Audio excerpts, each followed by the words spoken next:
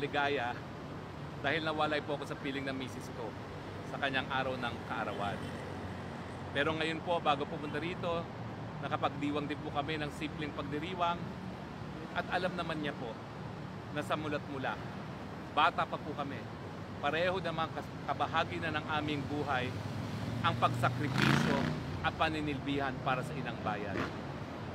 Huwag po kayong maniwala na ako'y nakontempt dahil ako'y nagsinungaling.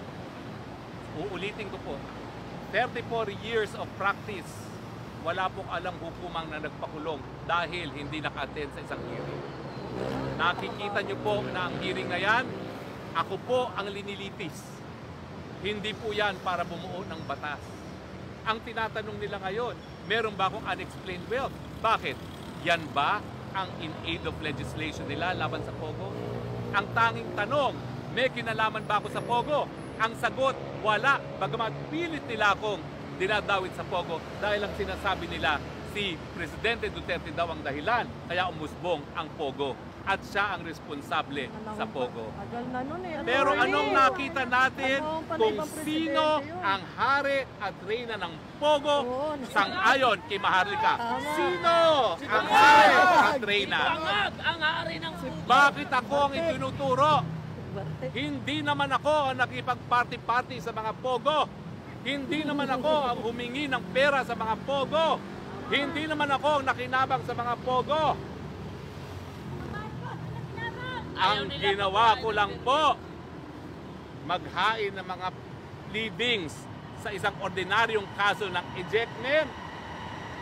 Yan ba ho ang tao na nakinabang sa Pogo? Kaya nga po, ang sasabihin ko, hindi ko po gustong bastusin ang Kongreso. Dahil ang Kongreso, dapat yan po ay balwarte at bulwagan ng representante ng taong bayan. Pero ang katunayan po, hindi na po sila nagiging tapat sa kanilang responsibilidad dahil pati po sa pagbubuo ng batas. Wala po tayong maaasahang batas na mabubuo sa kanilang pag-iimbestiga di umano ng EJK at ng Pogo dahil ang kanilang pakay sirain ang Duterte at lahat na lang kanilang mga alyado, lalong-lalo na ang dating tagapagsalita ni Presidente Duterte.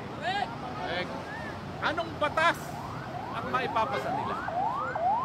Sa ngayon, sa tinatakbo ng investigasyon, ako ang iniimbestigahan at hindi po nagkakaroon ng investigasyon para sa isang batas.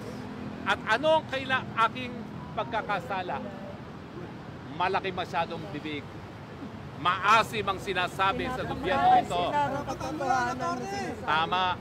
At kahit anong sabihin nila, hindi po tayo magpapatinag. Naalala niyong sinabi ng isang kongresista, habang kami nag-iisip kung ikay pagkukulong o hindi, masasakit ang mga sinabi mo nung kinontempt namin.